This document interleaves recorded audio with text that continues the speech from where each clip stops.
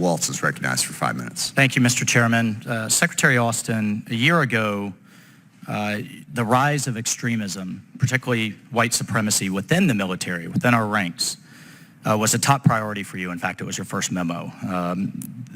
Yet the department released a study this year, a year later, showing that 100 members of the military participated in some type of extremism. That's 100 out of 2.5 million. By my math, that shows that 99.996% of our military members have not participated in any form of extremism. So with that data, now being data-driven, is that still a top priority for you, or can we move on? Yeah, you made a couple of points here, and let me say that my top priority is defending this country.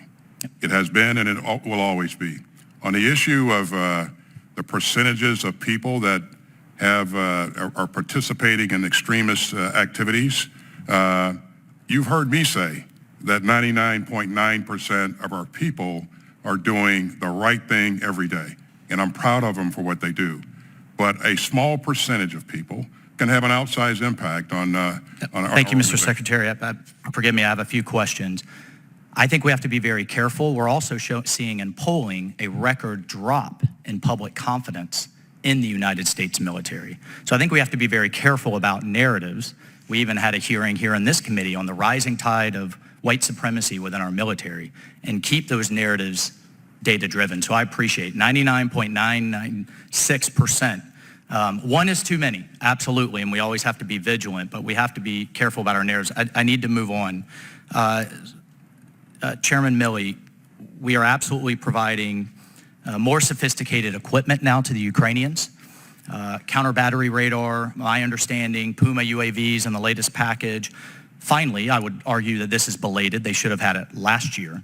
But we do have it in train. My concern is that the NATO commander, General Waltz, testified that as a policy matter, we're not conducting any training on this new equipment.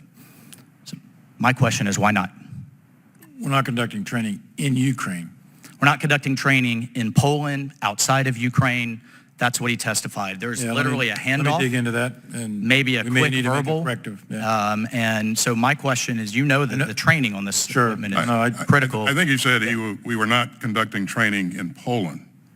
But as you rightly point out, some of this gear does require training. Okay, then that drives my question. Then are we training the Ukrainians outside of Ukraine in any location? To use some of the gear, they have to have training, and we're doing that. So. Yeah, great. That's fantastic, and thank you for clarifying that. Of being trained right here in the United States in our school system. So the Ukrainians are sending military, their soldiers off, and we're trained, not IMET or IMET is what I was talking about. On the counter battery, on the latest variants, on the things that we're providing, we're training them how to use it. And you can take advantage of the Ukrainians that are already here to leverage them as well. Fantastic.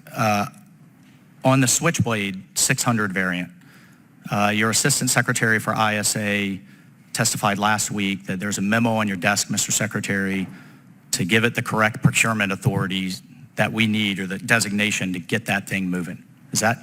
Are we cleared up there? Can we move that? The Switchblade 600 and 300 will move as quickly as they possibly can. Okay.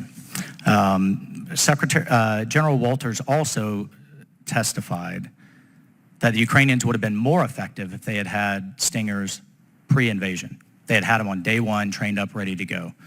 General Milley, do you disagree? Well, I think the air defense system, the larger air defense, the SAMs, the S-300s, Stingers for the man pads, and all the other varieties that the European countries have, the more that they had prior to the invasion, the better off they would have been. But I would caveat this.